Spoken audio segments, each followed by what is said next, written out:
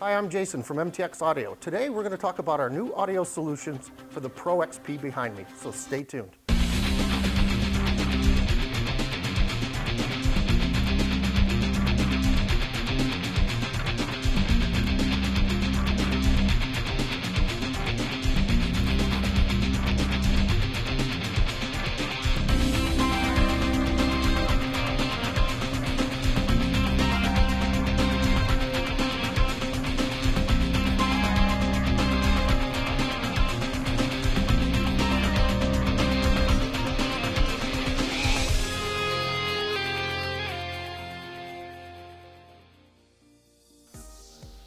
Welcome back. Now we're going to walk you through the install of the new Thunder 3 Pro XP kit in the car behind me. If you want to get more details on this kit and learn about some of its really cool features, check it out online. But for right now, let's get started. And the first thing we need to do is start disassembly. To remove the hood, remove the two T40 Torx bolts.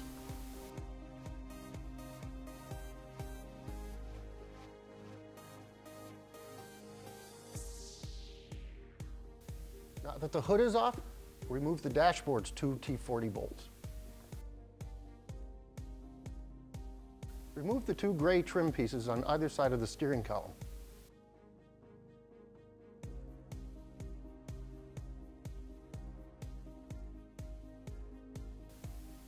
Now we're going to want to remove the passenger side gray trim pieces.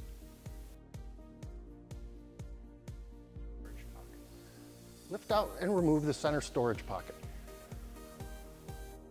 And the four T20 bolts holding in the glove box.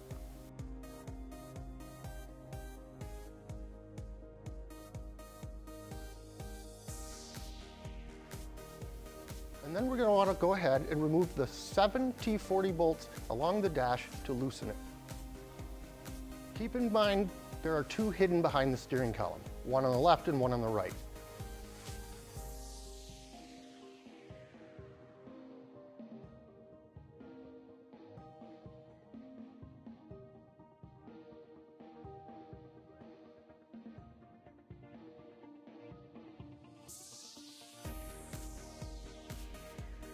Remove the two push pins under the hood. Carefully lift up on the fender to release the side of the dashboard. Do the same on the other side.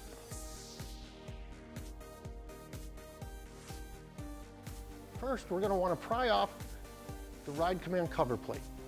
Once you've got that off, you're going to want to remove the ride command surround. Remove the seats for easier access to the center console. In the back of the center console, we're going to start by removing two T40s on either side. Open the center console and unlock the rear compartment.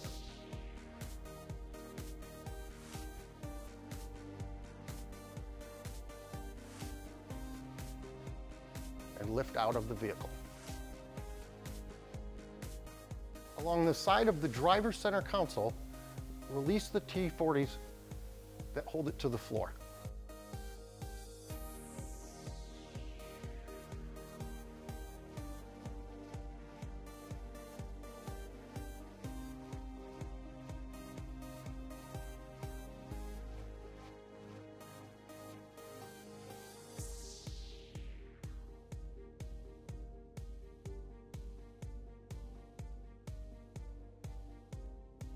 Lift up on the gray center panel and carefully pull the driver's side center console plastic away.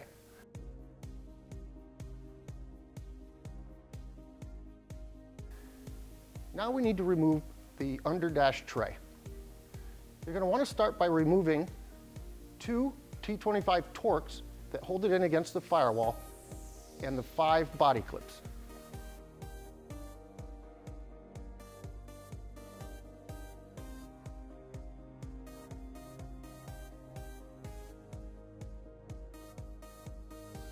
And lift the tray out. You can go ahead and remove your speaker grills.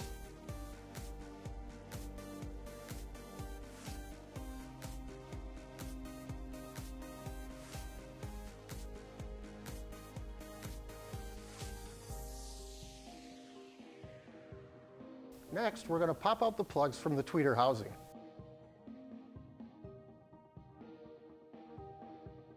Starting at the battery, we're going to want to run our main power harness up to the center of the vehicle.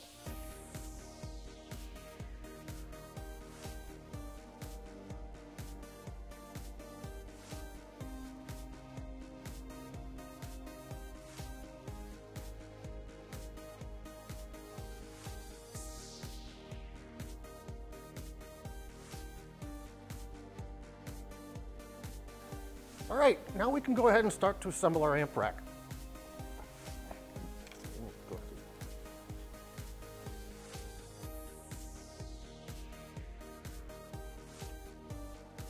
Start by attaching your mounting blocks to the top of the amp rack.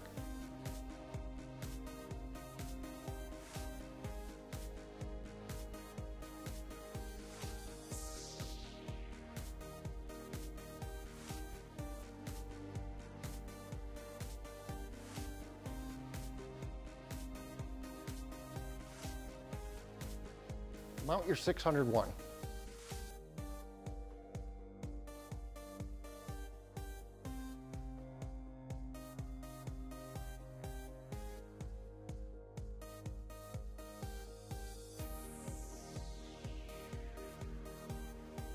Now you're going to stack the plate over the 601 and mount it down. And then go ahead and mount your 100.4 to the top of that.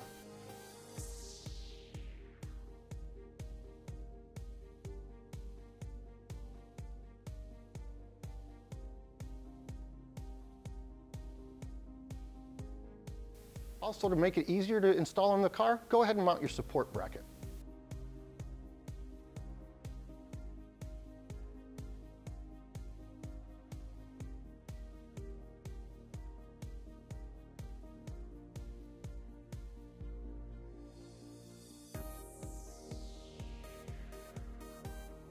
Okay, before we install the amp rack, we want to make some quick adjustments. We can fine tune it once it's in the vehicle, but I'm going to run through all the settings that I suggest, or we suggest.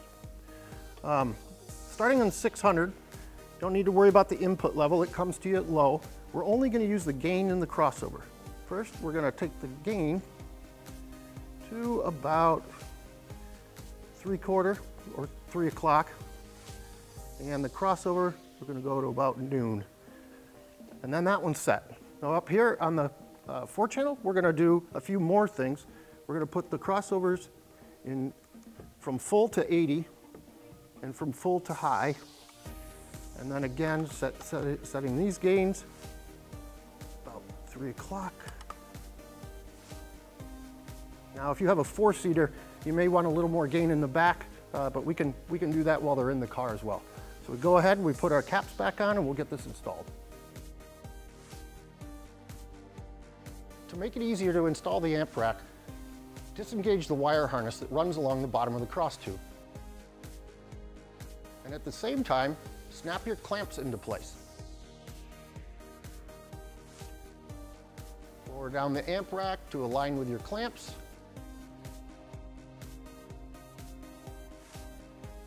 Slide your hardware through.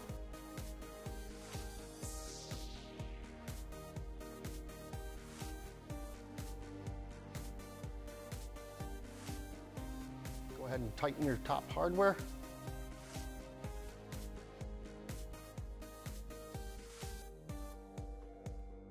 And secure the brace to the firewall.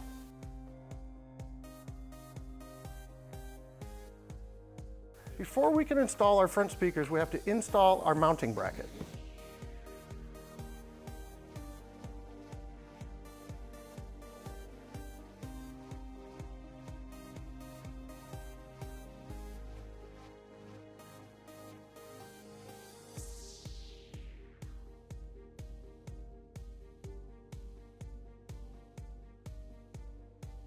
Slide your enclosure in from underneath the dashboard and attach with the provided hardware.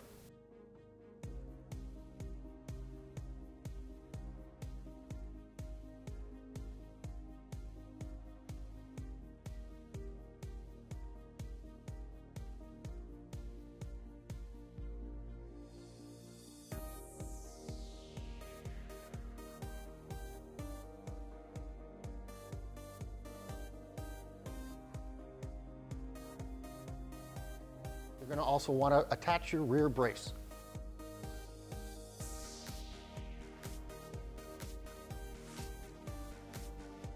When installing the tweeter, make sure the tweeter keyway is in line with the tweeter housing.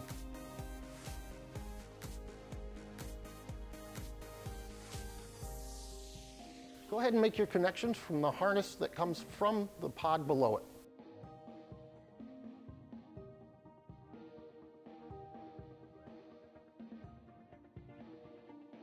And we're going to do the same on the passenger side.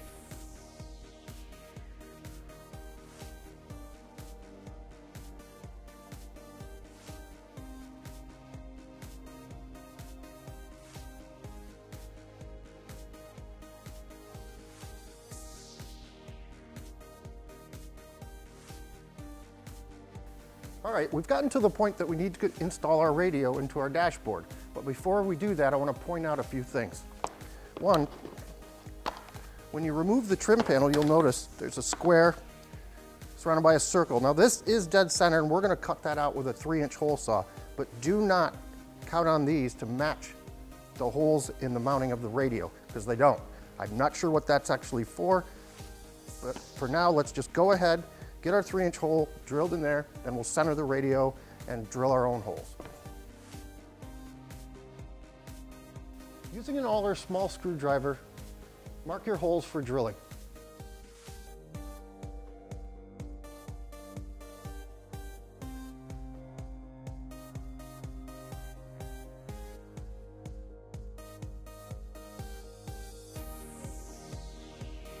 Go ahead and drill your holes out.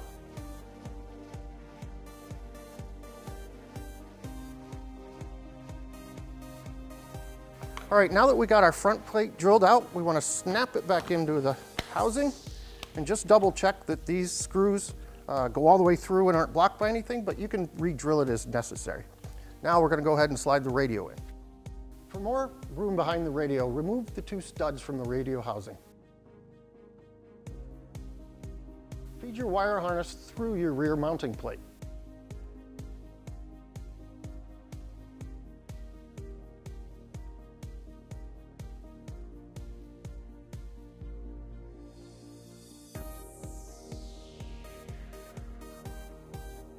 Line the rear mounting plate up with the holes you drilled earlier and attach with the screws that came with the radio. All right, now that we got our radio installed into our faceplate, we can go ahead and put our trim bezel on. That'll just snap right on. It's kind of a finished look. And the second thing we want to do to make it easier on ourselves is wire in the radio's power harness and the amplifier input harness before you put it in the car. It makes your life a lot easier.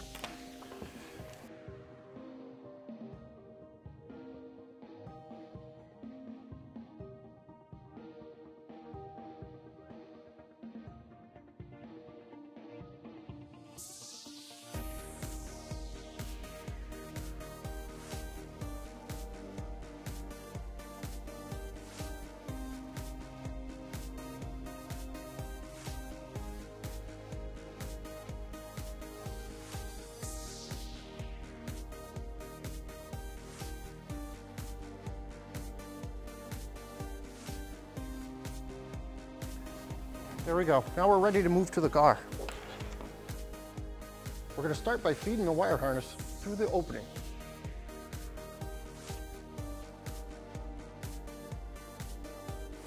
Snap the ride command bezel back into place.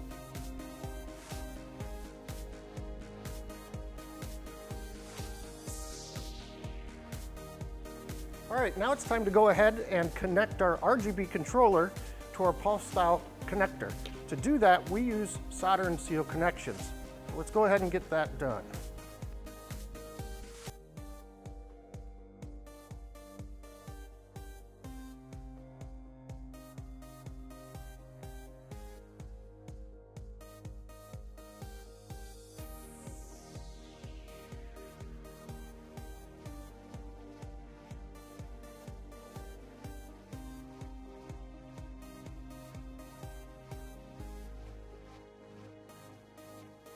In preparation for the EBC install, we went ahead and used one of the leftover blank panels, drilled a hole and mounted it in the center. This will give it a nice flush look in the dash. Connect your RGB and radio harness pulse connector to the pulse connector bank. Now we're going to go ahead and make our power connections.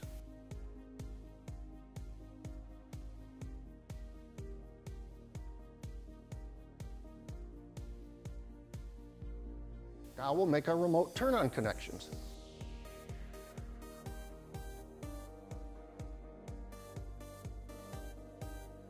Connect the audio input harness to the 4-channel amplifier.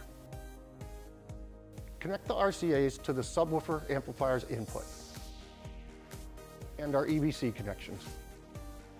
Locate your speaker output harness. Connect the white output plug of the harness to the output plug on the amplifier. Connect the front speaker plugs to the harness.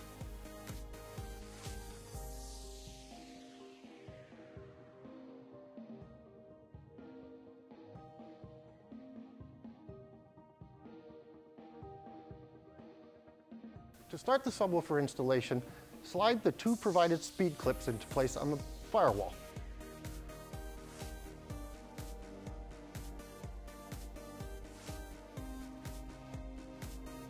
Reaching from the top of the dash, grab the sub-enclosure while pushing from the bottom, rotating it upwards towards you. Continue pushing from the bottom until it snaps into place around the crossmember. When installing the sub, be mindful of where the sub-enclosure harness is so that it does not get pinched between the enclosure and the firewall. Now we're going to go ahead and install our top support bracket, pulling back on the sub to align the holes up.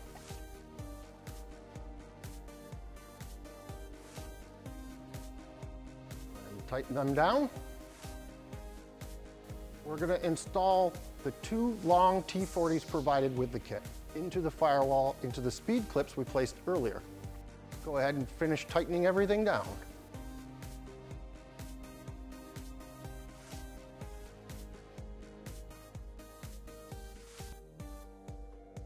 Now we can make the speaker connection from the output of the 600.1.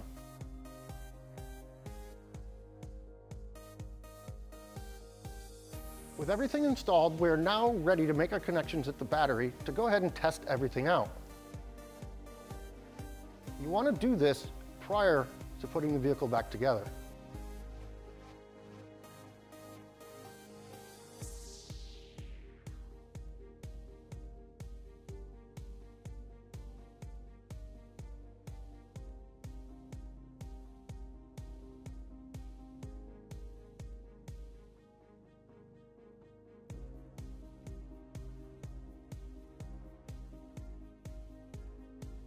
All right, now that we've tested the system and know there's nothing wrong there, we installed our grill badges. We're going to get these grills on and start reassembling this vehicle. Now that we've got the vehicle all wrapped up and tested, as you can see, it's not that difficult to put in. It takes a little bit to take the vehicle apart and reassemble it, but other than that, the kit itself is not bad. But if you have any questions, hit us up on any of our social media sites or call our tech line. We'd love to hear from you. Until then, keep the wheel side down and we'll see you on the trails.